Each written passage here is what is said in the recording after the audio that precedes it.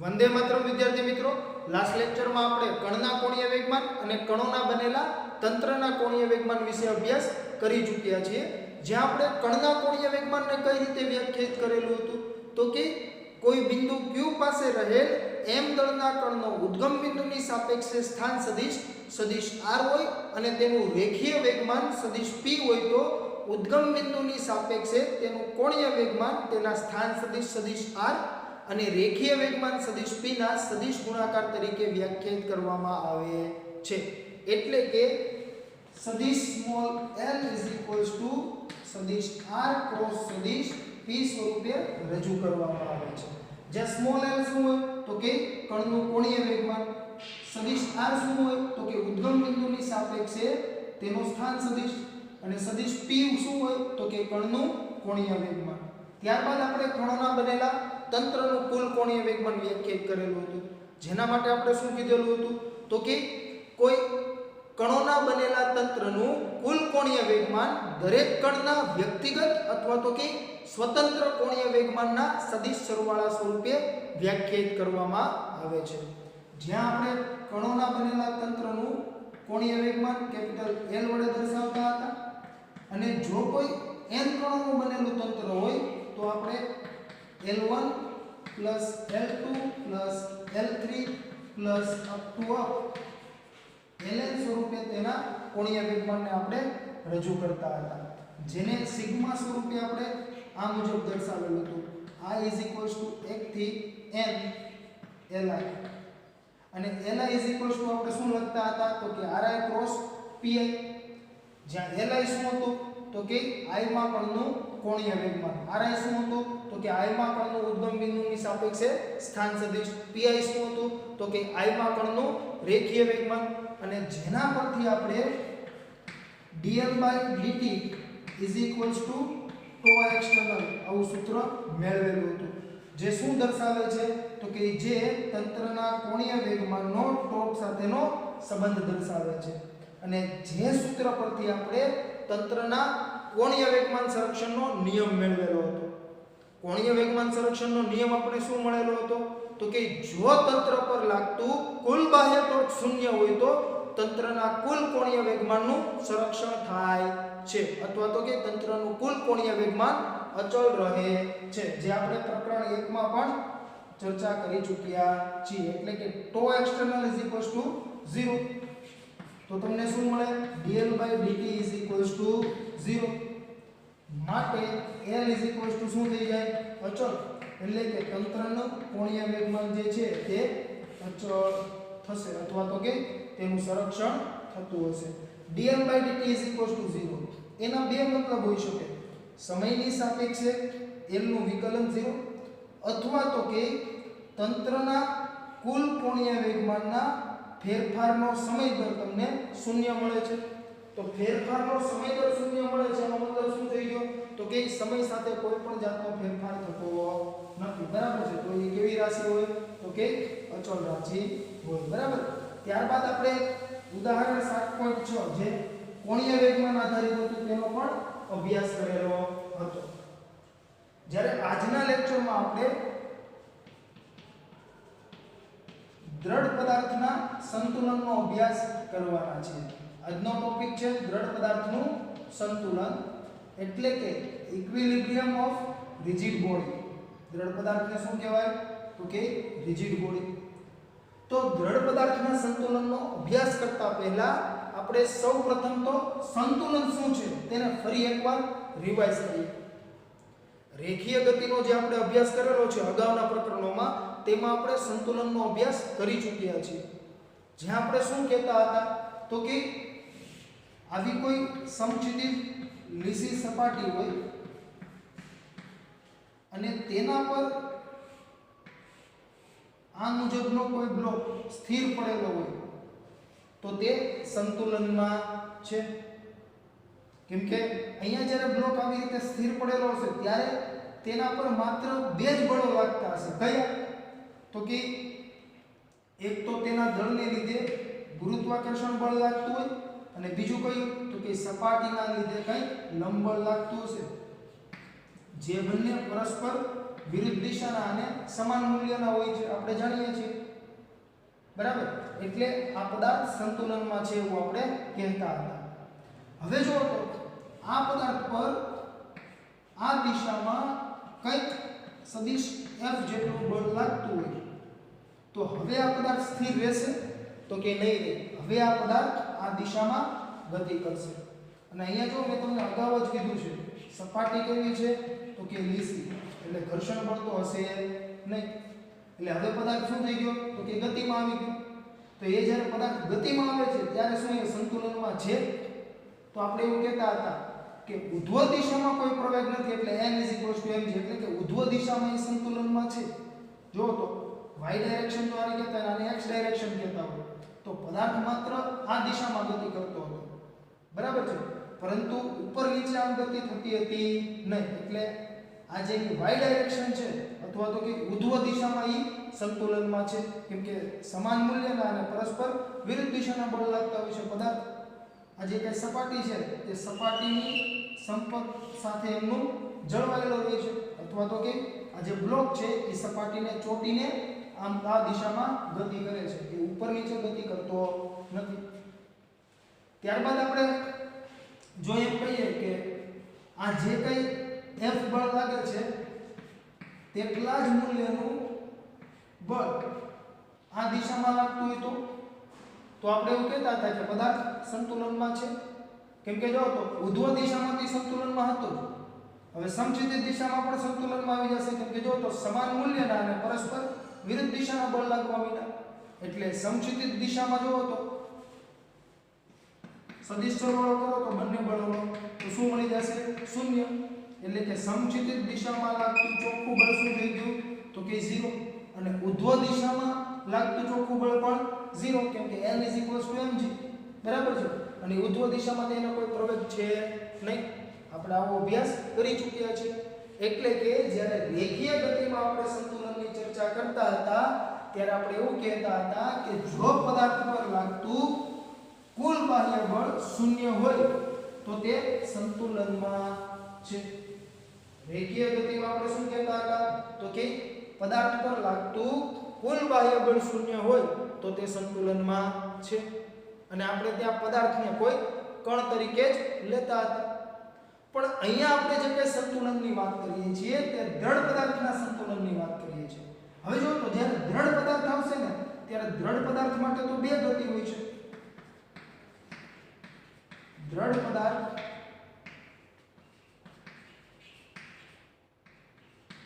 રેખીય ગતિ અને શાક ગતિ બંને ધરાવી શકે. દ્રઢ પદાર્થ હોય તો રેખીય ગતિ પણ કરતો હોય અથવા તો તે રેખીય ગતિ અને ચાક ગતિનું સંયોજન પણ હોય, બરાબર છે. એટલે એ બંને પણ કરતો હોય અથવા કોઈ રેખીય ગતિ ધરાવતો અથવા માત્ર ચાક ગતિ પણ ધરાવતો એવું પણ બની શકે. તો જ્યારે દ્રઢ પદાર્થના સંતુલનની વાત આવે તો આપણે જે અગાઉ અભ્યાસ કરેલો છે તે સંતુલન તો માત્ર રેખીય ગતિ માટે હતું, એટલે એ રેખીય સંતુલન હતું.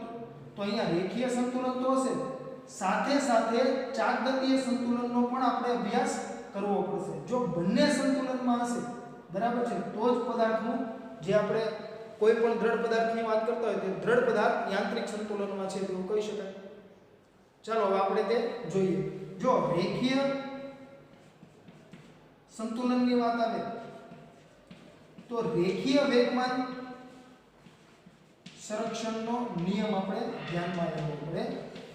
રેખીય વેગમાન સંરક્ષણનો નિયમ શું છે તો કે ત્યાં આપણે એવું જોયેલું હતું કે dp/dt f અથવા f external 0, એટલે કે p અચળ. p અચળ એનો મતલબ શું થઈ ગયો તો કે v અચળ. કેમ કે રેખીય વેગમાન p તો શું લખાય mv, તો v શું હોવું જોઈએ? અચળ. કેમ કે દળ તો કેવું હશે? અચળ જ હશે. અને f 0 છે, f external 0 છે એનો મતલબ શું થઈ ગયો તો કે પ્રવેગ 0, કોઈ પ્રવેગ હશે નહીં. અને એટલા માટે જ મેં તમને હમણાં કીધું હતું ઉધ્વ દિશામાં કોઈ પ્રવેગ નથી એટલે એ સંતુલનમાં છે અને n mg. બરાબર છે. તો જો તો રેખીય વેગમાન સંરક્ષણના નિયમ પરથી આપણે આ મુજબ કહી શકતા હોઈએ તો આપણે કોણીય વેગમાન સંરક્ષણનો નિયમ તો હવે જાણીએ છીએ. જે રેખીય વેગમાન સંરક્ષણના નિયમને પરિભ્રમણીય અથવા તો કે ચાકગતીય સમતુલ્ય જ છે.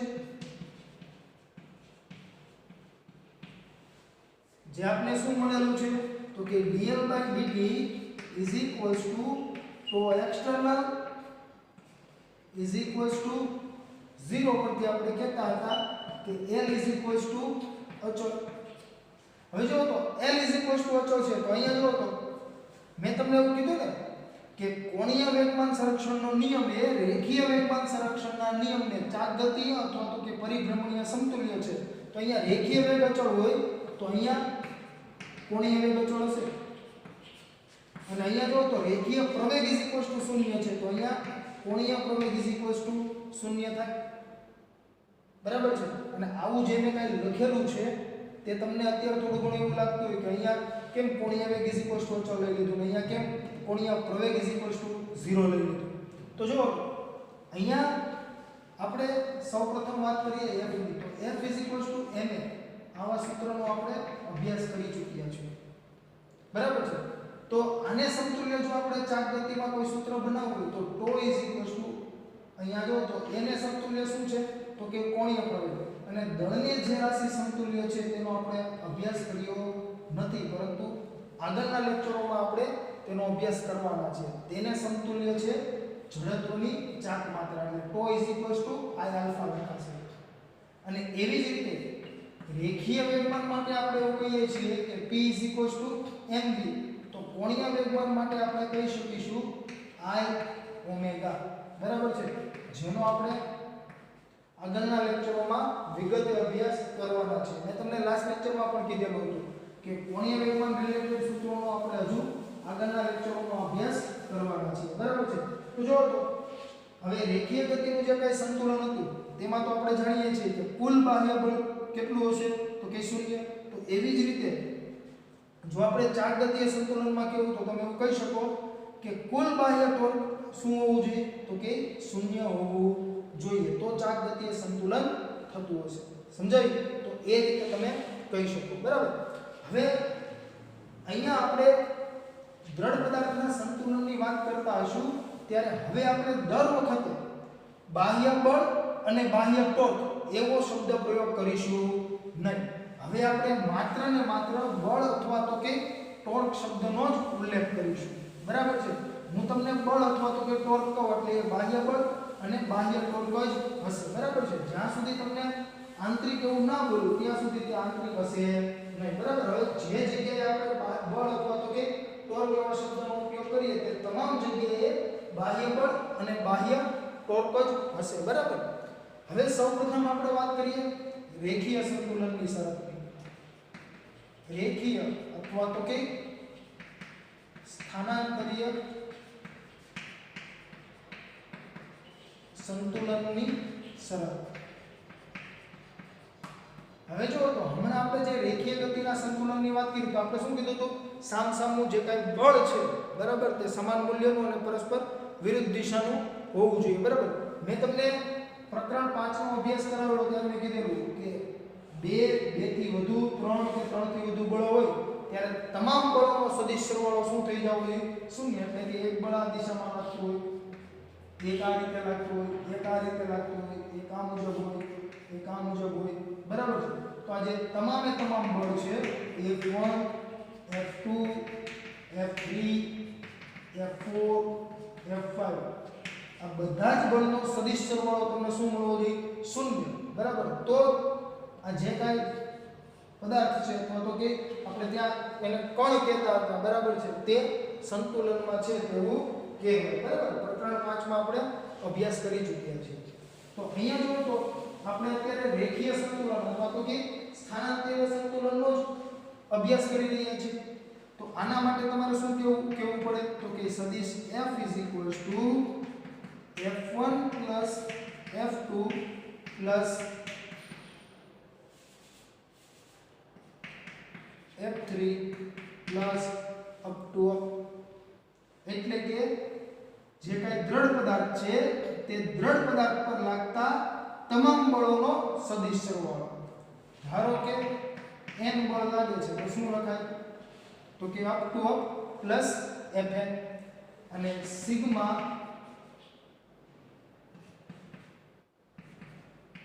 Fi જ્યાં i 1 થી લઈને n શું હોવું જોઈએ? તો કે શૂન્ય સદિશ. હવે જો ઘણી જગ્યાએ છે ને તમને એવું કીધું હોય કે સદિશ a 0 અને ક્યાંક તમને એવું કીધું છે શૂન્ય સદિશ, બરાબર છે? તો આપણે બંને એક જ લેવું. તમને સદિશ a 0 લખીને એનો મતલબ શું થઈ ગયો? શૂન્ય સદિશ જ હશે, કેમ કે એનું મૂલ્ય શું હશે? શૂન્ય. અને શૂન્ય સદિશ માટે આપણે વિગતવાર અભ્યાસ કરી ચૂક્યા છીએ કે જેને કોઈ માન જ નથી અથવા તો કોઈ મૂલ્ય જ નથી તેને તમારે કઈ દિશામાં દર્શાવવો? તો તે તમે કોઈ પણ દિશામાં લઈ શકો, પરંતુ તેને તમે ડ્રો કરી શકશો નહીં, બરાબર છે? અથવા તો એનું ભૌમિતિક નિરૂપણ કરી શકશો નહીં. તો આ રીતે આપણે રેખીય સંતુલનની શરત દર્શાવી શકીએ કે દ્રઢ પદાર્થ પર લાગતું કુલ બાહ્ય બળ શું હોવું જોઈએ? તો કે શૂન્ય, અથવા તો કે કુલ બળ શું હોવું જોઈએ? તો કે શૂન્ય. અને ચાકગતીય,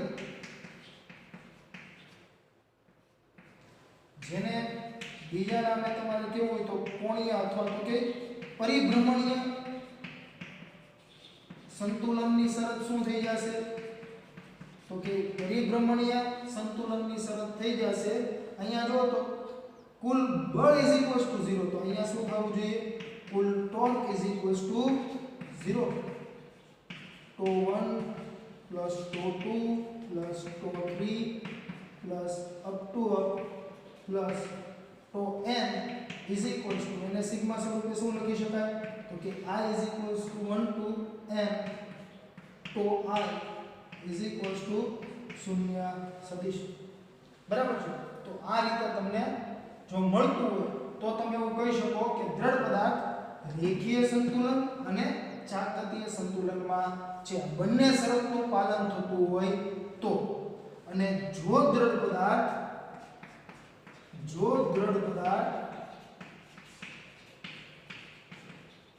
રેખીય સંતુલન અને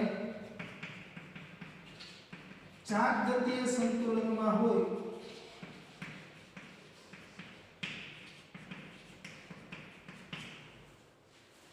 તો તે યાંત્રિક સંતુલનમાં છે તેમ કહેવાય.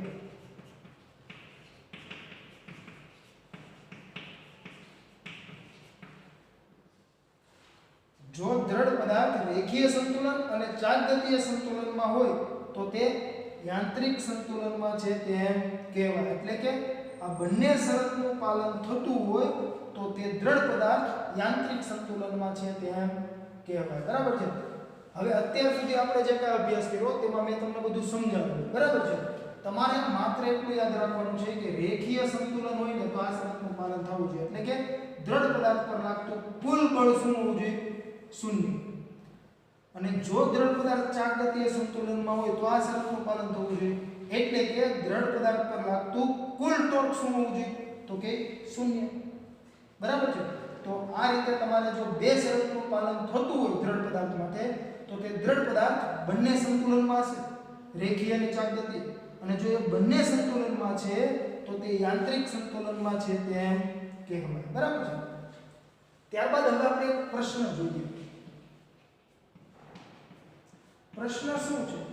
તો કે હવે આપણે ચાકગતીય સંતુલનની વાત કરતા હોઈએ અને જો ટોર્કનો ઉલ્લેખ આવતો હોય તો ટોર્ક આપણે કોઈ ઉદ્ગમ બિંદુને અનુલક્ષીને અથવા તો કે કોઈ સંદર્ભ બિંદુને અનુલક્ષીને લેતા હતા. જો આપણે તે સંદર્ભ બિંદુને ફેરવીએ અથવા તો કે તેનું સ્થાનાંતર કરાવીએ તો શું આ શરતનું પાલન થતું હશે? જો હું શું કહું છું એ સમજજો. સપોઝ કે આવો કોઈ દ્રઢ પદાર્થ છે જેના માટે આપણે અત્યારે સંતુલનની ચર્ચા કરીએ છીએ, બરાબર છે? અને જે કાંઈ ટોર્કની ગણતરી કરવામાં આવેલી છે તે ટોર્ક ઉદ્ગમ બિંદુ ઓને અનુલક્ષીને લેવામાં આવેલું છે. અને આ જે દ્રઢ પદાર્થ છે તે ઘણા બધા કણોનો બનેલો હશે. કે દ્રઢ પદાર્થ આપણે શું કહીએ છીએ તો કે કણોનું બનેલું તંત્ર. કે અસંખ્ય કણોનો બનેલો હશે આવી રીતે. હવે પ્રશ્ન શું છે તો કે આ જે બિંદુ O છે એને અનુલક્ષીને આપણે અહીંયા ટોર્ક લીધું હશે. એ બિંદુને જો હું સ્થાનાંતરિત કરું અથવા તો કે બદલી દઉં, એટલે કે હવે હું O જે છે અહીંયા નથી લેતો, હવે હું અહીંયા લઉં છું. મેં આ રીતે લઈ લીધું. અહીંયા O ડેશ જે છે એને અનુલક્ષીને હું ટોર્કની વાત કરું છું. તો શું આ શરતનું પાલન થતું હશે? તો એનો જવાબ એ છે કે જો દ્રઢ પદાર્થ પહેલી શરતનું પાલન કરતો હોય અથવા તો કે જો દ્રઢ પદાર્થ રેખીય સંતુલનમાં હોય તો તે બીજી શરતનું પાલન કરશે, એટલે કે ચાકગતીય સંતુલનમાં રહેશે જ. ભલે તમે આનું જે બિંદુને અનુલક્ષીને ટોર્ક લીધું હોય તે બિંદુને તમે ફેરવો અથવા તો કે સ્થાન એનું બદલી નાખો અથવા એને સ્થાનાંતરિત કરો. ખાસ સમજો, જો દ્રઢ પદાર્થ રેખીય સંતુલનમાં હોય, ખાસ યાદ રાખવું, જો દ્રઢ પદાર્થ રેખીય સંતુલનમાં હોય તો જે બિંદુને અનુલક્ષીને ટોર્ક લેવામાં આવેલું હોય તે બિંદુનું સ્થાનાંતરણ કરવામાં આવે તેમ છતાં દ્રઢ પદાર્થના ચાકગતીય સંતુલનમાં કોઈ ફેરફાર થતો નથી. બરાબર છે? એ આ શરતનું પાલન કરશે. ત્યારે રેખીય સંતુલન વાળી જે શરત છે એનું પાલન થતું હોય તો જો એ આનું પાલન નથી કરતો અથવા તો કે રેખીય સંતુલનમાં નથી, બરાબર છે, અને પછી જો તમે ઉદ્ગમ બિંદુ ચેન્જ કરો છો, બરાબર, તો આ શરતનું પાલન થશે નહીં. બરાબર? એટલે તમને ટેક્સ્ટ બુકમાં જો રીડ કરશો ને તો તમને આ પ્રશ્ન આપેલો છે. તો આ એનો આન્સર છે. બરાબર? અને આના રિલેટેડ આપણે ઉદાહરણ પણ જોવાના છે. ઉદાહરણ 7.7 જે છે એ આના રિલેટેડ છે. હવે જો તો અહીંયા આપણે એવું કીધું કે સદિશ f 0 અને સદિશ τ 0, એટલે કે કુલ બળ 0 સદિશ અને કુલ ટોર્ક 0 સદિશ. હવે એને મારે અદિશ સ્વરૂપે દર્શાવવું હોય, આપણે જે કાંઈ બે સૂત્રો દર્શાવેલા, પહેલી શરત ને બીજી શરત, એને તમે પરિણામ 1 અને પરિણામ 2 કરી દો તો આપણે દર વખતે આખી શરતનો ઉલ્લેખ ન કરવો. બરાબર છે? 1 અને 2 ને અદિશ સ્વરૂપે રજૂ કરતા. હવે જો તો ત્યાં આપણે શું કીધું તો કે સિગ્મા I = 1 થી લઈને n સદિશ fi = 0 સદિશ. આનો મતલબ શું થયો તો કે આનો મતલબ એવો થયો કે સિગ્મા I = 1 થી n fix = 0. ખાસ સમજો, કેમ કે જો અહીંયા કુલ બળ 0 ની વાત થાય છે, અથવા તો કે દરેક કણ પર અથવા તો કે તંત્ર પર લાગતા અથવા દ્રઢ પદાર્થ પર લાગતા જે કાંઈ બધા જ બળો છે તે બધા જ બળોનો સદિશ સરવાળો તમને શું મળે છે? 0 સદિશ. હવે જો તો હું તમને એમ કહું કે સદિશ f = 0 સદિશ, એનો મતલબ શું થયો તો કે 0ik + 0jk + 0kk, એટલે કે આ જે કાંઈ કુલ બળ છે તેનો દરેક ઘટક શું હશે? 0 હશે. એટલે સદિશના દરેક ઘટકનું મૂલ્ય શું તમને મળતું છે? અહીંયા 0 મળતું છે. એટલે કે વર્ટિક્યુલર જે તે અક્ષમાં તેનું સંતુલન થતું હશે. બરાબર? તો જ તમે એવું કહી શકો કે પદાર્થ રેખીય સંતુલનમાં છે. બરાબર છે? નહીંતર આપણે કોઈ એક અક્ષને અનુલક્ષીને જ વાત કરવી પડે, જે મેં તમને હમણાં બ્લોક માટે સમજાવ્યું છે. તો સિગ્મા I = 0, I = 1 થી n, fi y = 0, sigma I = 1 થી n, fi z = 0. અને એવી જ રીતે ટોર્ક માટે જો આપણે એવું કીધું ને સદિશ τ = 0 સદિશ, અથવા તો કે દ્રઢ પદાર્થનું કુલ ટોર્ક જે છે એ આપણે 0 મળે, અથવા તો કે દ્રઢ પદાર્થ પર લાગતા બધા જ ટોર્કનો સદિશ સરવાળો તમને શું મળે છે? 0 મળે છે. તો જો τ તમને 0 ક્યારે મળે? 0 સદિશ ક્યારે મળે? તો કે એના દરેક જે કાંઈ ઘટકો છે એ દરેક ઘટકો શું હોવા જોઈએ? 0 હોવા જોઈએ. કેમ કે સદિશ τ તમે એવું લખી શકો ને, τx i cap plus τy j cap plus τz k cap. તો શું હોવું જોઈએ? તો કે 0 i cap 0 j cap plus 0 k cap. તો તમે શું લખી શકો? 0 સદિશ. બરાબર છે. તો એટલા માટે તમે τix τiy અને τiz, અહીંયા મેં τ ની વાત કરી એટલે મેં τx τy અને τz લીધું. જો આપણે τi ની વાત કરતા હોય, બરાબર, તો શું લખાશે? તો કે τix τiy અને τiz. બરાબર. જે હમણાં હું તમને ઉદાહરણ આપીને સમજાવીશ એટલે તમને વધુ આઈડિયા આવી જશે. તો ix 0 સિગ્મા I 1 થી લઈને n તો iy 0 સિગ્મા I 1 થી લઈને n તો iz 0. બરાબર છે. તો આ 6 શરતનું જો પાલન થતું હોય, આ 6 શરતનું જો પાલન થતું હોય તો દ્રઢ પદાર્થ યાંત્રિક સંતુલનમાં છે એવું તમે કહી શકો. બરાબર છે. આ 6 શરતનું પાલન થતું હોય તો દ્રઢ પદાર્થ યાંત્રિક સંતુલનમાં છે તેવું કહેવાય. બરાબર છે. યાંત્રિક સંતુલન માટે આ 6 શરત થઈ. હવે જો કોઈ વિશિષ્ટ કિસ્સાની આપણે વાત કરીએ, હું તમને એમ કહું કે આ જે કંઈ દ્રઢ પદાર્થ છે તે દ્રઢ પદાર્થ પર લાગતા બળો માત્ર ને માત્ર કોઈ એક જ સંકલનમાં છે. જે કંઈ દ્રઢ પદાર્થ છે તે દ્રઢ પદાર્થ પર લાગતા બળો કોઈ એક જ સંકલનમાં છે. આપણે x કહી દઈએ, આ y કહી દઈએ. બરાબર છે. કોઈ બળ જે છે એ આ દિશામાં લાગે છે, કોઈ એક બળ જે છે તે આ દિશામાં લાગે છે, કોઈ અન્ય બળ જે છે તે આ દિશામાં લાગે છે. ત્યાર સિવાયના કોઈ બળની આપણે વાત કરતા હોઈએ તો કે તે આ દિશામાં લાગે છે. બરાબર. અહીંયા આપણે 4 બળ લઈ લઈએ, સમજવા માટે ઇનફ છે. F3 અને F4. મેં શું કીધું કે તમામે તમામ બળો જો કોઈ એક જ સમતલમાં હોય, બરાબર છે, તો તમને આવું મળતું હશે. કોઈ xy સમતલમાં જ આ 4 બળો છે. હવે શું કરવાનું? તો કે એના ઘટકો લઈ લેજો.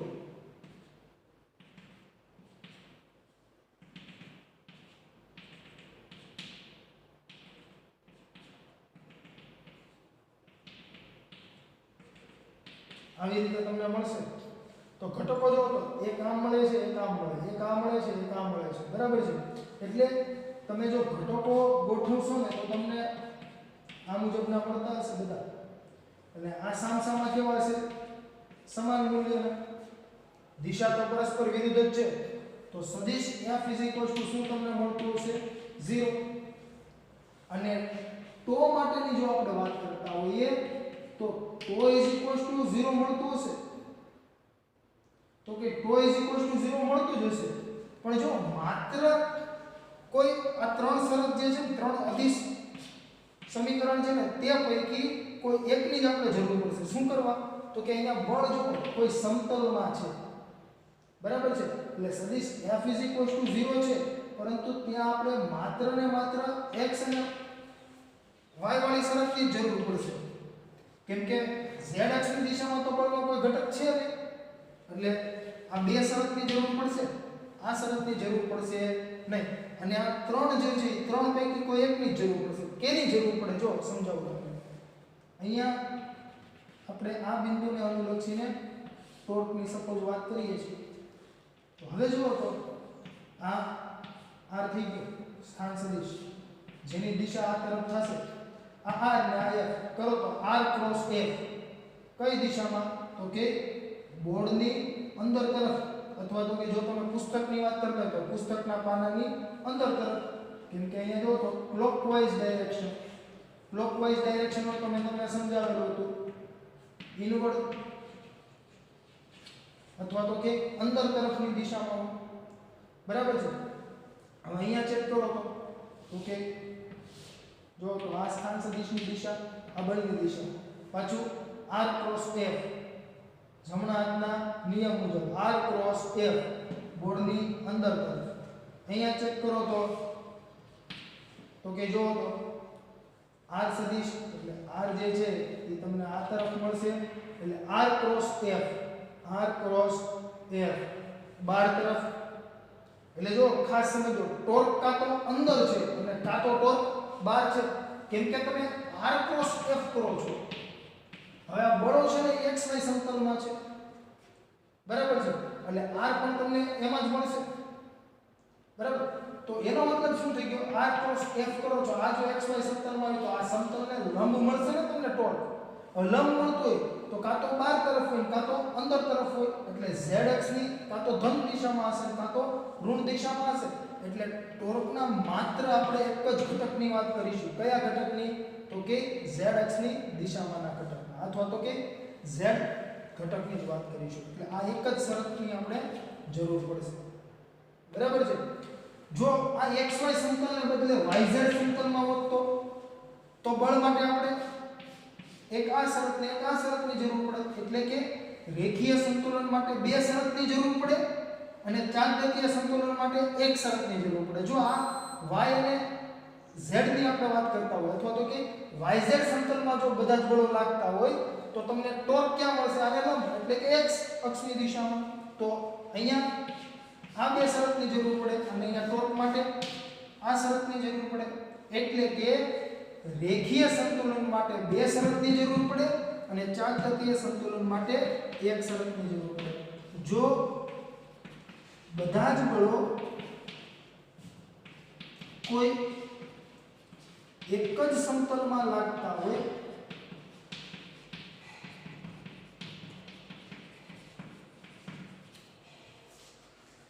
તો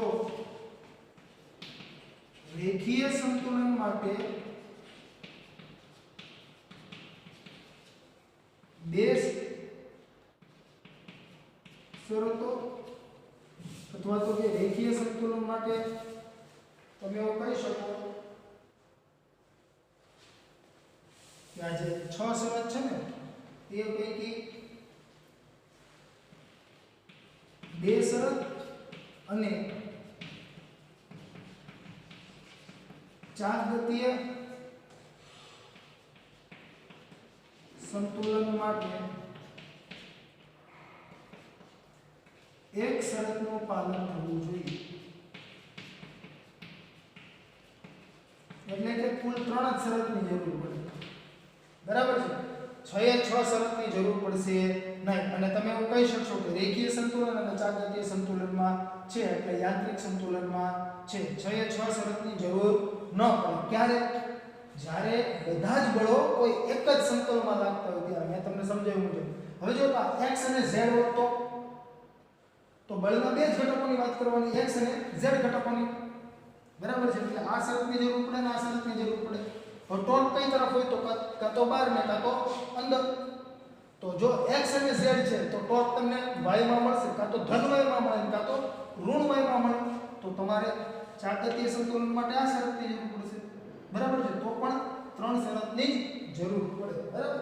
આ તમને ખાસ ખ્યાલ હોવો જોઈએ. અને જો આપણે કણની વાત કરીએ, આપણે અગાઉના પ્રકરણોમાં કણનો વિગતે અભ્યાસ કરેલો હતો. ત્યાં આપણે કોઈ ગતિ કરતી કાર હોય તો તેને પણ આપણે કણ સ્વરૂપે લઈ લેતા હતા. અને આપણે જાણીએ છીએ કે કણ માત્ર ને માત્ર રેખીય ગતિ જ કરી શકે. અને એટલા માટે આપણે ત્યાં રેખીય સંતુલનની ચર્ચા કરતા હતા. તો એ જે આપણે આગળના પ્રકરણોની જે ચર્ચા કરેલી ત્યાં પણ સંતુલન માટે તમે આ જ શરતોનું પાલન કરતા હતા અને કરી શકો. પરંતુ કોઈ કણ જે છે તે ચાલગતિ કરતો હોતો નથી. એટલા માટે આપણે ત્યાં ચાલગતીય સંતુલનની શરતનો ઉપયોગ કરતા હતા નહીં. મેં તમને અગાઉ જ હમણાં સમજાવેલું હતું. બરાબર. મેં તમને કીધું ને n આ તરફ અને mg આ તરફ વિરુદ્ધ દિશામાં હોય તો આપણે ત્યાં લખતા જ હતા કે ઉધ્વ દિશામાં કોઈ પ્રવેગ નથી એટલે n mg, જેનો મતલબ શું થઈ ગયો તો કે આ દિશામાં સંતુલન છે, રેખીય સંતુલન, બરાબર છે. જ્યારે આ તરફ કંઈક બળ લાગતું છે તો કે સમક્ષિતિજ દિશામાં સંતુલનમાં નથી. એક જ શરતનું પાલન થાય છે. કઈ શરત તો કે સિગ્મા i 1 થી n fi y 0 અને sigma fi 1 to n fi x does not equals to 0. કે એક જ બળ છે, બરાબર છે.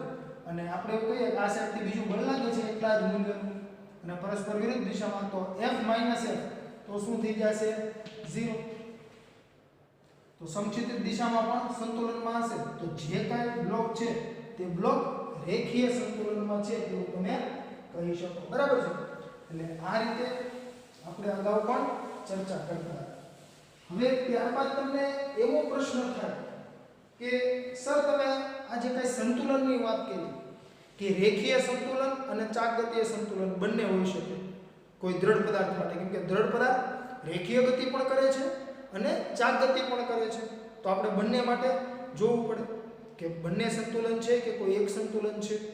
તો તમને એવો પણ પ્રશ્ન થાય કે શું દર વખતે હશે તો બંને સંતુલન જ હશે અને કાં તો એકય નહીં હોય તો કે નહીં.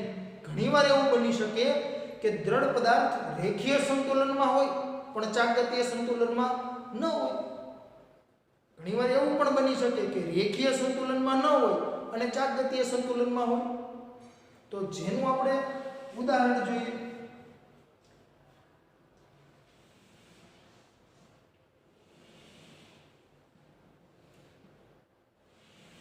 ધારો કે આ રીતે કોઈ સળિયો છે અથવા તો કે પટ્ટી છે લંબચોરસ, બરાબર છે, જેનું મધ્ય બિંદુ જે છે ને અહીંયા છે, જેને આપણે સેન્ટર કહીએ, એનું ભૌમિતિક સેન્ટર.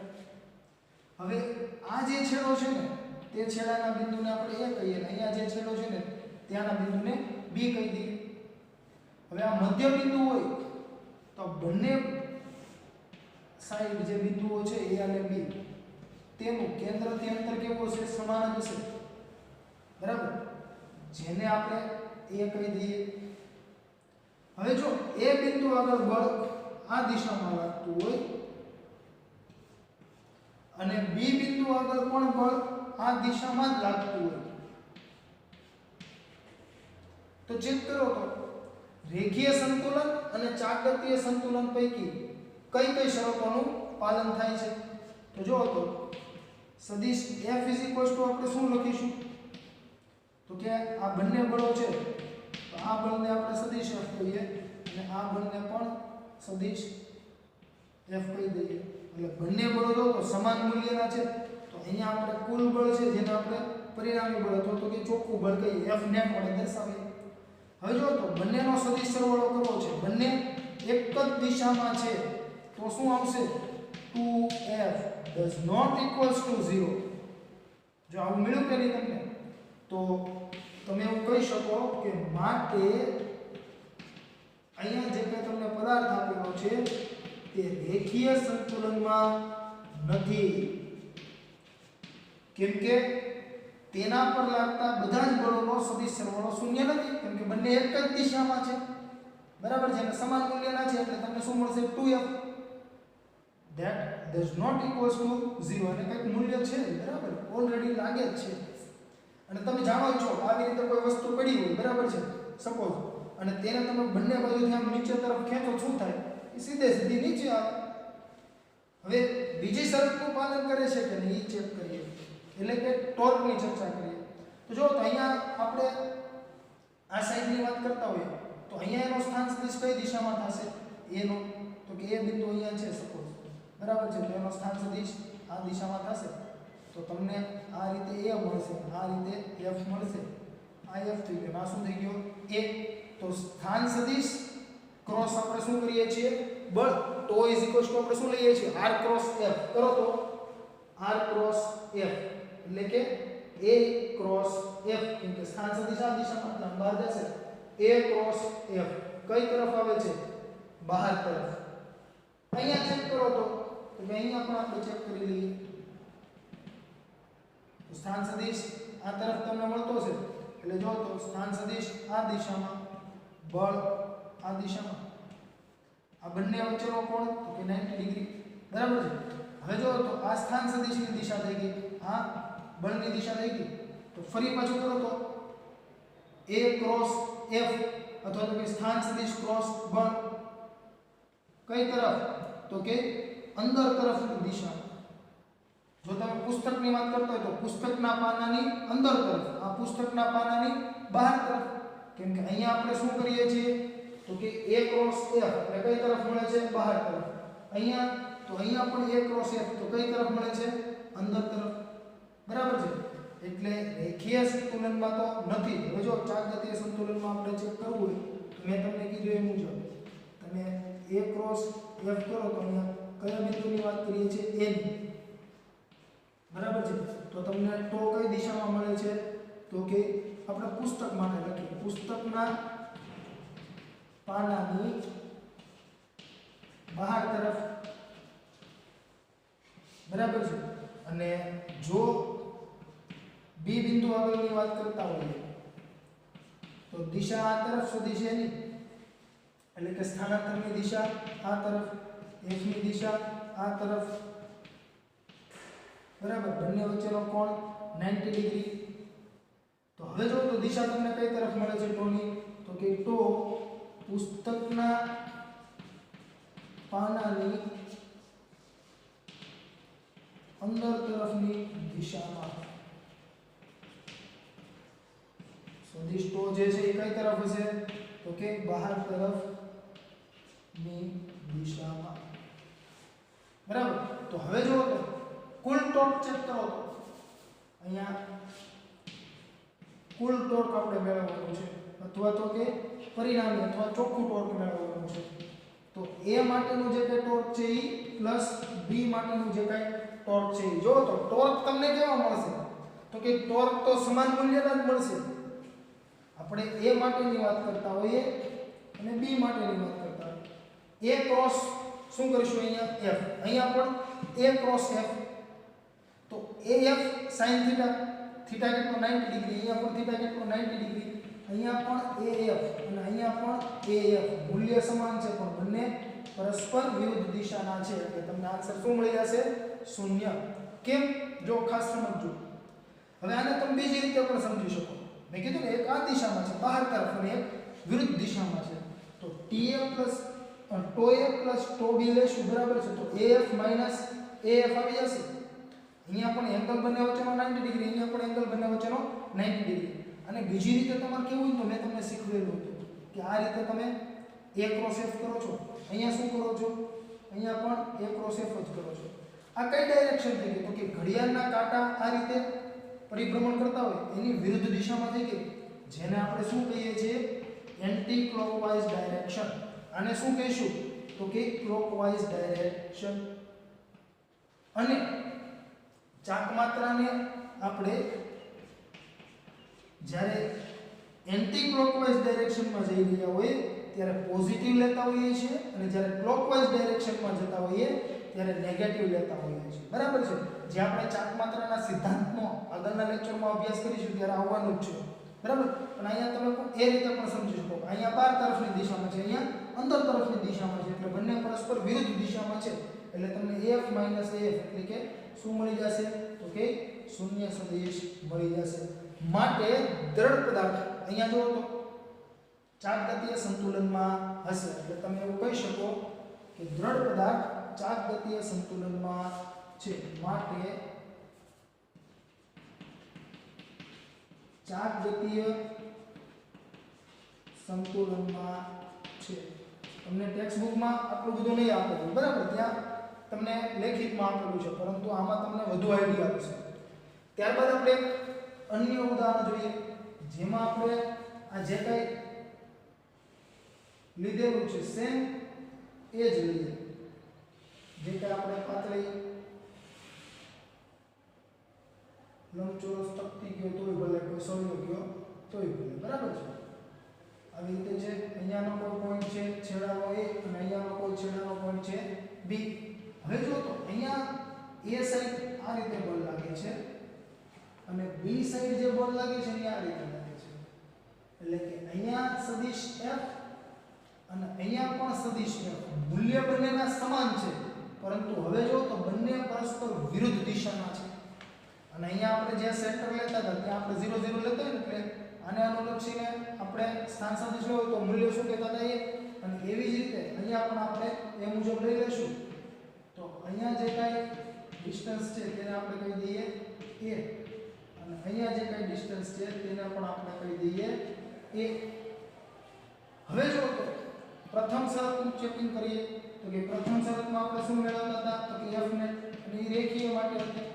તો હવે તમને જોતા ખબર જ પડી ગઈ ને, f - f = 0. કેમ? તો કે બળ સમાન મૂલ્યના તો છે પરંતુ પરસ્પર વિરુદ્ધ દિશામાં છે. એટલે આને જો આપણે ધન લેતા હતા આને ઋણ લેવાય, જો આને ધન લેતા હતા આને ઋણ લેવાય. તો સદિશ સરવાળો તમને શું મળવાનો છે? 0. તો માટે રેખીય સંતુલનમાં છે. રેખીય સંતુલનમાં છે. બીજું, હવે ટો નેટ ની વાત કરવી છે. ટો નેટ તમારે મેળવવું હોય તો શું કરવું પડે? તો કે બંને માટે આપણે ચેક કરવું પડે, બરાબર છે. તો પહેલા માટે ચેક કરો, આના માટે તો a આ તરફ, f આ તરફ. જોજો, બરાબર છે. f આ દિશામાં અને સદિશ a આ દિશામાં, જે અહીંયા દર્શાવેલું છે એ મુજબ બંને એકબીજાને કેવા છે તો કે લંબ. હવે એન્ટી ક્લોકવાઇઝ એટલે કે a ક્રોસ f, પુસ્તકના પાનાને બહાર તરફ, એટલે ટોની દિશા તમને કેવી મળવાની છે? તો અહીંયા લખાય સદિશ ટોની દિશા પુસ્તકના પાનાની બહાર, બરાબર છે. એવી જ રીતે આપણે અહીંયા ચેક કરીએ તો કે અહીંયા જો તો a જે છે સદિશ a અથવા તો કે સ્થાનાંતર સદિશ આ દિશામાં છે. અહીંયા a માટે આ દિશામાં હોય છે ને, તો આ દિશામાં. અને અહીંયા બળ જે છે, હવે જુઓ અહીંયા સદિશ a તો આ દિશામાં જ છે, બળ કઈ તરફ છે? ઉપર તરફ, બરાબર. એટલે આપણે આ રીતે દર્શાવવું પડશે ને, બરાબર છે. તો આ શું થઈ ગયું? બળની દિશા. બંને વચ્ચેનો એંગલ તો કે 90 ડિગ્રી કરો. તો જો અહીંયા આપણે બહાર તરફ મળે છે, અહીંયા ચેક કરો તો r ક્રોસ f, પુસ્તકના પાનાની બહાર તરફ જ મળે છે. કેમ? તો કે બંનેમાં જુઓ તો તમે a ક્રોસ f કરો છો ને, અહીંયા પણ ભ્રમણ કઈ તરફ થયું? Anti clockwise. અહીંયા જો તો ઘડિયાળના જે કઈ કાંટા ભ્રમણ કરે એની વિરુદ્ધ દિશા થઈ, તો અહીંયા એ જ દિશા છે, એન્ટી ક્લોકવાઇઝ, બરાબર છે. ખ્યાલ આવ્યો? તો અહીંયા આપણે લખી શકીએ ટોની દિશા, તમે જો પુસ્તકની વાત કરતા હોય તો પુસ્તકના પાનાની બહાર, અને બોર્ડની વાત કરતા હોય તો બોર્ડના સમતલની લંબ પણ બહાર તરફ, બરાબર, એવું કહી શકો. તો હવે જો તો ટો નેટ શું થાય? તો કે ટો a બિંદુ આગળનું પ્લસ ટો b બિંદુ આગળનું, બંનેના ટો કઈ તરફ છે? એક જ દિશામાં છે. તો તમને શું મળશે? તો કે બંનેના ટોર્કને આપણે ટો કહી દઈએ તો ઇઝ ઇક્વલ્સ ટુ શું મળશે? આવું મળશે, is equals does not equals to 0. કંઈક તમને ટોર્ક મળે જ છે. તો માટે અહીંયા ચાક ગતિય સંતુલનમાં નથી. એટલે અહીંયા તમારે લખવું હોય તો તમે લખી શકો કે માટે ચાક ગતિય સંતુલનમાં નથી. જો અહીંયા શું હતું? તો કે અહીંયા રેખીય સંતુલનમાં નથી, ચાક ગતિય સંતુલનમાં છે. અહીંયા શું થયું? તો કે રેખીય સંતુલનમાં છે, ચાક ગતિય સંતુલનમાં નથી. અને આપણે જાણીએ છીએ, જો તો આવી રીતે કોઈ પદાર્થ હોય, બરાબર છે, તો કોઈ સળિયો છે એબી રોડ, બરાબર, જેને તમે નીચેથી આમ બળ લગાડો શું થાય? એ સીધું જ આમ નીચે તરફ ગતિ કરે, સ્થાનાંતરણ ગતિ કરશે, એનું સ્થાન બદલશે એટલે સ્થાનાંતરણ ગતિ થાય છે, અથવા તો કે રેખીય ગતિ થાય છે. પણ એ પરિભ્રમણ નથી કરતું કોઈ અક્ષને અનુલક્ષીને, તો ચાક ગતિ થતી નથી. એટલે એ ચાક ગતિય સંતુલનમાં છે. ચાક ગતિ થતી નથી એટલે ચાક ગતિય સંતુલનમાં છે અને ચાક ગતિ થતી હોય ને તો પણ એ ચાક ગતિય સંતુલનમાં હોઈ શકે મેં તમને કીધું હતું ઓમેગા અચળ એટલે કે કોણીય વેગ અચળ હોવો જોઈએ 0 જ હોય એવું જરૂરી નથી એ તો 2 પણ હોઈ શકે એનું મૂલ્ય બરાબર છે 4 પણ હોઈ શકે જેમ આપણે અગાઉ અભ્યાસ કરેલો કે v અચળ એનો મતલબ એવો નથી કે v તમે v ના મૂલ્ય 0 જ હોય એ તો 0 હોઈ શકે સ્થિર હોઈ શકે અથવા જો ગતિ કરે છે તો તે કંઈક અચળ ઝડપથી અથવા અચળ વેગથી ગતિ કરતો હોય બરાબર અહીંયા તો જો તો ચાક ગતિ જ નથી થતી તો સંતુલનમાં છે જ અને જો ગતિ થતી હોય તો ઓમેગા જે છે એ અચળ રહેવો જોઈએ અહીંયા ચેક કરો તો કે એક બળ આમ લગાડો છો અને એક બળ આમ લગાડો છો બંને પરસ્પર વિરુદ્ધ દિશામાં છે સમાન મૂલ્યના છે તો આપણે જાણીએ છીએ સામસામા બળો જે છે સમાન મૂલ્યના એકબીજાની અસર શું કરતા હોય નાબૂદ કરતા હોય તો કોઈ પણ પ્રકારની રેખીય ગતિ થશે નહીં પણ અહીંયા જુઓ ચાક ગતિ સંતુલનમાં નથી એટલે ચાક ગતિ તો કરશે આનો મતલબ શું થયો તો કે ચાક ગતિ થતી હશે બરાબર છે અને એના કોણીય વેગમાં ફેરફાર થતો હશે શું કરવા હવે આ રીતે કોઈ તમે સમજી લો કે સળિયો છે તમે કોઈ એક વ્યક્તિ આ સાઈડથી ખેંચે છે બીજી વ્યક્તિ આ સાઈડથી આમ ખેંચે છે તો થશે શું આ બળને લીધે આ દિશામાં ગતિ કરવા ઈચ્છશે અને આ બળને લીધે આ દિશામાં ગતિ કરવાનું વલણ ધરાવશે ચેક કરો તો આ બંને એક જ દિશા છે ને તો પરિભ્રમણ થશે સપોઝ આ કોઈ સી પોઈન્ટ છે ને ત્યાંથી તમે એને ફિક્સ કરી દો કોઈ પિવોટેડ કરેલું છે ધારો કે અહીંયા પિવોટેડ કરેલું છે આપણે ધારી લઈએ બાકી હતું નહીં પિવોટેડ આપેલું બરાબર હવે જો તો કોઈ એક બળ આ તરફ લગાડે ને એક બળ ઉપર તરફ લગાડે શું થાય આ બળને લીધે આમ નીચે ગતિ કરે આ બળને લીધે આમ ઉપર ફરશે એટલે પરિભ્રમણ થતું હશે બરાબર છે એટલે ચાક ગતિ કરશે અને એનો કોણીય વેગ અચળ નહીં હોય એટલે શું થતું હશે એ ચાક ગતિય સંતુલનમાં નહીં હોય બરાબર તો આ રીતે તમે એવું કહી શકો છો જરૂરી નથી કે દ્રઢ પદાર્થ બંને સંતુલનમાં હોય કોઈ એક સંતુલનમાં હોય ને કોઈ એક સંતુલનમાં ન પણ હોઈ શકે અને એવું પણ બની શકે કે બંને સંતુલનમાં હોય એવા પણ આપણે ઉદાહરણો આગળના લેક્ચરોમાં અભ્યાસ કરવાના છે બરાબર છે તો આ ખાસ લખી લેવું જેથી કરીને તમને ખ્યાલ આવે તો જ્યારે કોઈ દ્રઢ પદાર્થ રેખીય સંતુલન અને ચાક ગતિય સંતુલન પૈકી કોઈ એક સંતુલનમાં હોય બંને સંતુલનમાં નથી જો બે ઉદાહરણમાં કોઈ એક જ સંતુલનમાં હતો તો જ્યારે આવું હોય ને ત્યારે એવું કહી શકાય કે દ્રઢ પદાર્થ આંશિક સંતુલનમાં છે જ્યારે કોઈ દ્રઢ પદાર્થ લખવું હોય તો તમે લખી શકો આંશિક સંતુલન કોને કહેવાય યાંત્રિક સંતુલન આપણે અગાઉ કીધું ને કે રેખીય અને ચાક ગતિય બંને સંતુલનમાં હોય તો યાંત્રિક સંતુલન કહેવાય અને આંશિક સંતુલન કોને કહેવાય તો કે જ્યારે દ્રઢ પદાર્થ રેખીય અને ચાક ગતિય સંતુલન પૈકી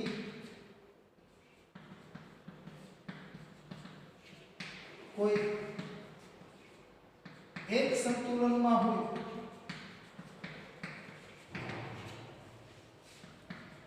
તો તે આંશિક સંતુલનમાં છે તેમ કહેવાય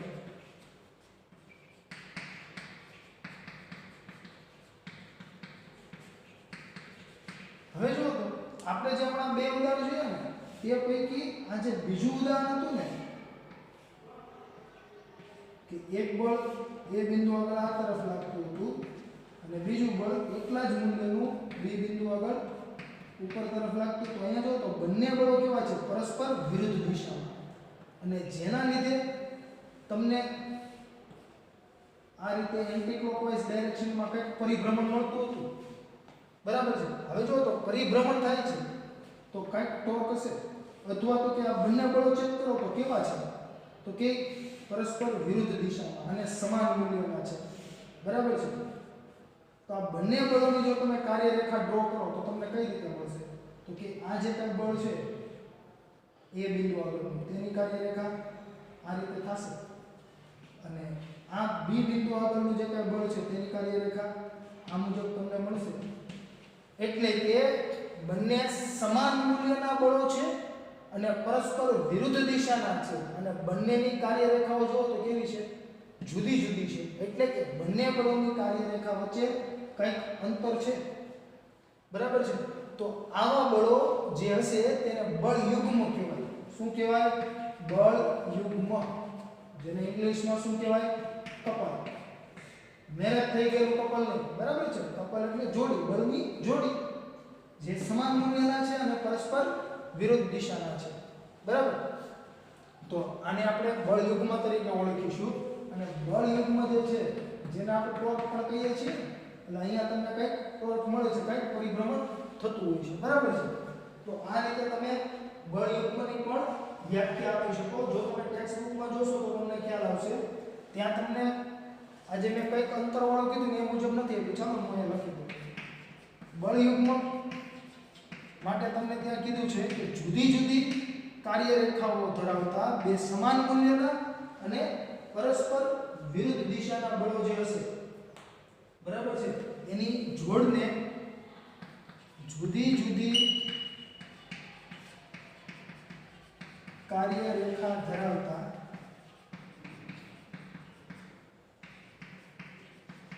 સમાન મૂલ્યના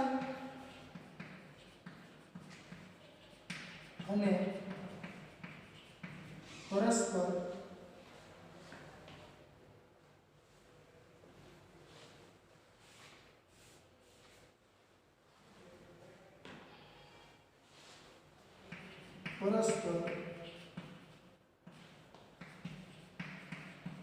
વિરુદ્ધ દિશામાંના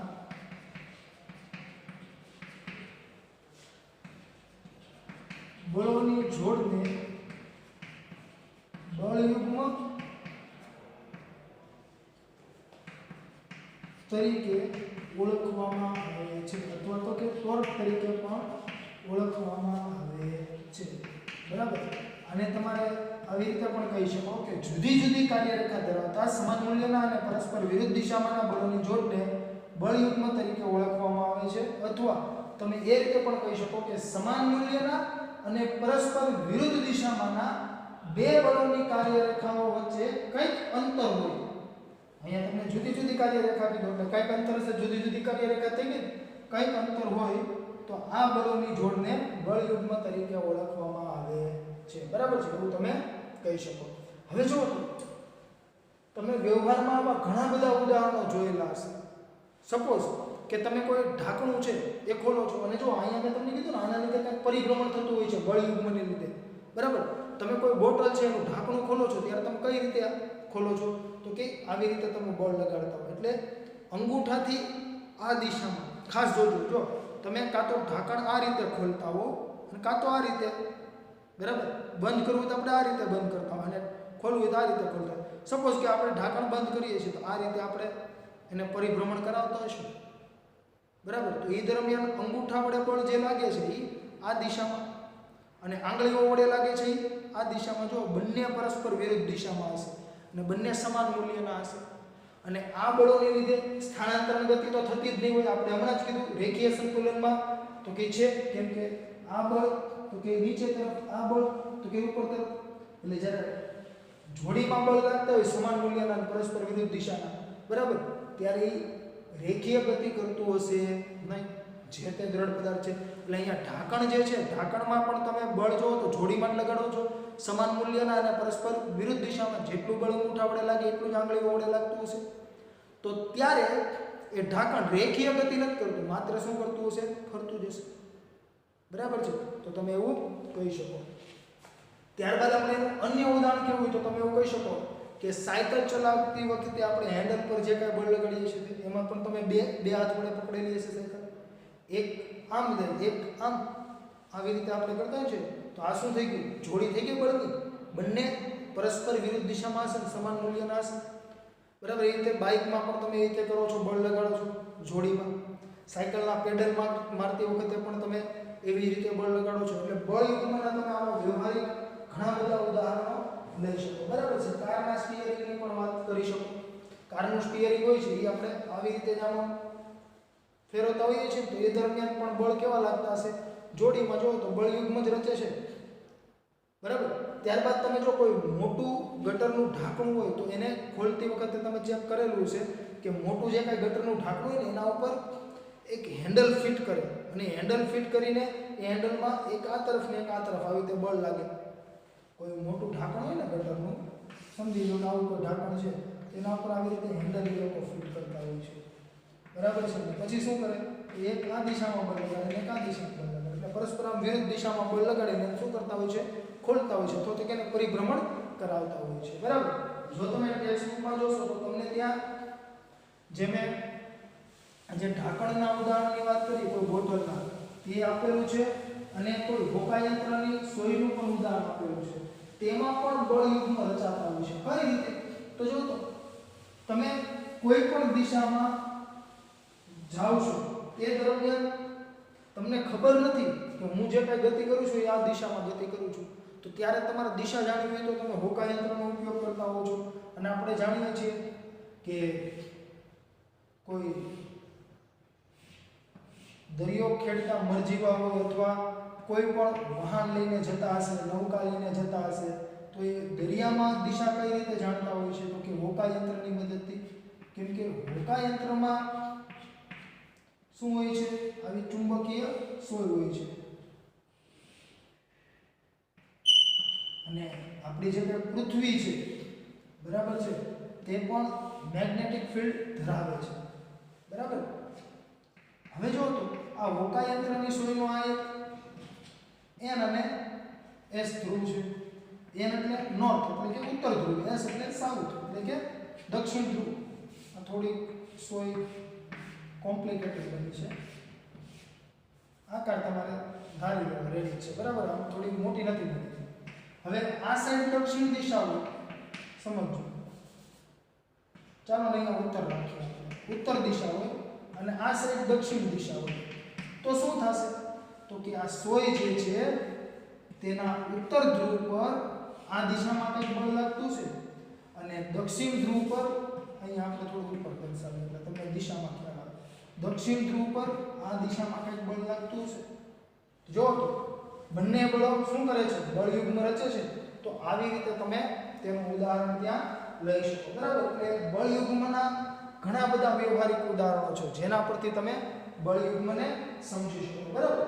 અને બળયુગ્મને રિલેટેડ ઉદાહરણ 7.5 પણ તમને આપેલું છે, જે મેં હમણાં તમને અગાઉ કીધેલું કે ચાકગતીય સંતુલનની શરત, જ્યારે તમે જે ઉદ્ગમ બિંદુને અનુલક્ષીને ટોર્ક લીધું છે તે ઉદ્ગમ બિંદુને ચેન્જ કરવામાં આવે તો શું પાલન થતું હશે, તો એના રિલેટેડ એક ઉદાહરણ આપેલું છે જે આપણે જોઈએ.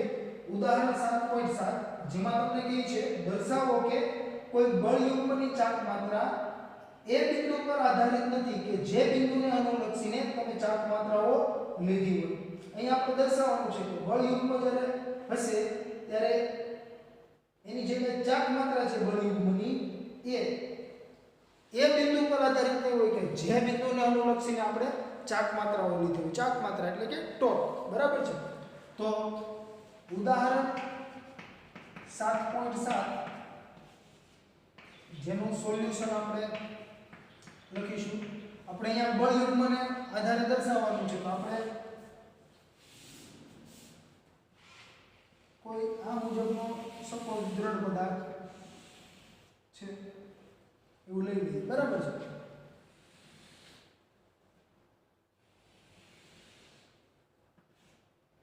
અહીંયા કોઈ દ્રઢ પદાર્થનું એ બિંદુ છે, અહીંયા કોઈ દ્રઢ પદાર્થનું બી બિંદુ છે, અને દ્રઢ પદાર્થનું ઓરિજિન જે છે, ઉગમ બિંદુ જે છે તે આપણે અહીંયા લઈએ. બરાબર છે. તો આ બી બિંદુનો સ્થાન સદિશ આ તરફ થઈ ગયો, એ બિંદુનો સ્થાન સદિશ આ તરફ, આના સ્થાન સદિશને r1 કહી દઈએ, બી બિંદુના સ્થાન સદિશને r2 કહી દઈએ. અહીંયા જો તો આપણે ઉદ્ગમ બિંદુને અનુલક્ષીને સ્થાન સદિશ દર્શાવવા છે, અને a થી b નો સ્થાન સદિશ આ તરફ થઈ જશે. હવે જો તો a આગળ કંઈક બળ આ દિશામાં લાગતું હોય અને b આગળ કંઈક બળ આ દિશામાં લાગતું હોય, તો બંને બળો જો તો સમાન મૂલ્યના અને પરસ્પર વિરુદ્ધ દિશાના હોય તો જ બળયુગ્મ કહી શકાય. તો આને -f કહી દો, આને +f કહી દો. તો અહીંયા આપણે હવે એવું દર્શાવવાનું છે કે બળ યુગ્મની ચાક માત્રા એ બિંદુ પર આધારિત નથી કે જે બિંદુને અનુલક્ષીને ચાક માત્રા લીધી હોય. અહીંયા આપણે O બિંદુને અનુલક્ષીને ચાક માત્રા અથવા તો કે ટોર્કની વાત કરીશું. તો આપણે એવું દર્શાવવાનું છે કે અહીંયા આ જે બળ યુગ્મની ચાક માત્રા છે બરાબર, અથવા બળ યુગ્મનું જે કઈ ટોર્ક છે તે O બિંદુ પર આધારિત નથી. તો અહીંયા લખી શકાય કે આકૃતિમાં જે કઈ આપણે બિંદુઓ દર્શાવેલા છે તેના સ્થાન સદિશો ઉદ્ગમ બિંદુ O ને અનુલક્ષીને લીધેલા છે.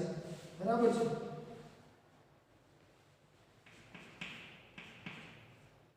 આકૃતિમાં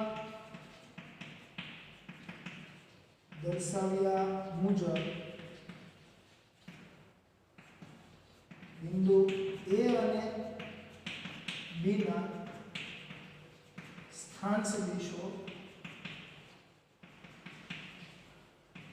ઉદ્ગમ બિંદુ O ને અનુલક્ષીને સદિશ R1 અને સદિશ R2 છે. હવે જો તો બળ યુગ્મની ચાક માત્રા એટલે કે કુલ ટોર્ક, બળ યુગ્મની ચાક માત્રા બરાબર, એટલે કે દ્રઢ પદાર્થ પર લાગતું કુલ ટોર્ક,